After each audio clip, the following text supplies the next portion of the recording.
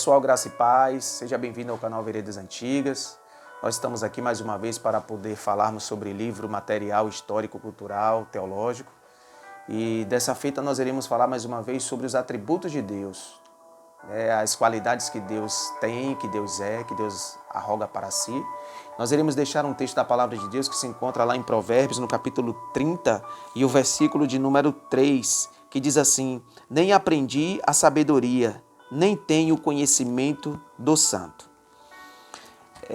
Nós iremos citar esse livro, que ele foi escrito em 1972, a primeira tiragem dele, pelo autor J.I. Packer, que é James Packer. Então esse livro, nós temos duas grandes referências de teólogos e avivalistas que indicou muito este livro em vida. O primeiro deles aqui brasileiro foi o Dr. Russell Shedd, numa cruzada, numa ministração, ele indicou dois livros, que foi esse e um também de John Piper, né? Falando também da alegria da salvação.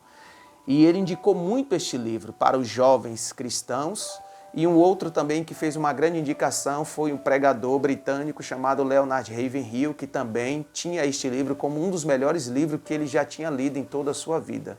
Então este livro ele é um dos melhores livros tratando do assunto dos atributos de Deus. Esse livro ele é dividido em 3 partes. Eu terminei de ler esse livro este ano. Então, a primeira parte ele fala sobre conheça o Senhor. Ele vai falar sobre o conhecimento de Deus. Ele vai dividir aqui os pontos. Primeiro aqui, vou dar um exemplo, o estudo de Deus. Depois ele coloca o povo que conhece o seu Deus, conhecendo e sendo conhecido o único Deus verdadeiro, Deus encarnado, ele dará testemunho. Então a primeira parte ele vai focar a respeito do conhecer a Deus. A segunda parte, olhe para o seu Deus. Na segunda parte ele vai focar sobre os atributos de Deus. Praticamente ele vai citar mais de 10 atributos de Deus aqui. E na terceira parte, que é a última parte, ele vai focar sobre se Deus é por nós. Ele vai falar também sobre as qualidades de Deus a respeito do poder de Deus, do que Deus faz. E por último aqui há um guia de estudo, para você estudar em grupos pequenos, com igreja, né, preparar estudos para devocional.